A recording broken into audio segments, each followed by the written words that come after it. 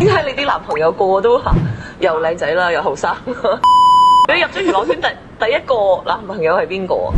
入咗娛樂圈度，我諗係叫謝霆鋒啊，係嘛？係啦，點識佢嘅咧？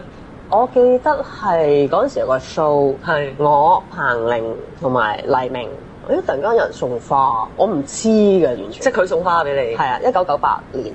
咁我奇怪，嗰陣時新聞都播都影晒㗎啦。咁開始就原來有感覺嘅。原來佢追你咁樣嚇，類似啦嚇。咁但係都維持咗幾個月啫。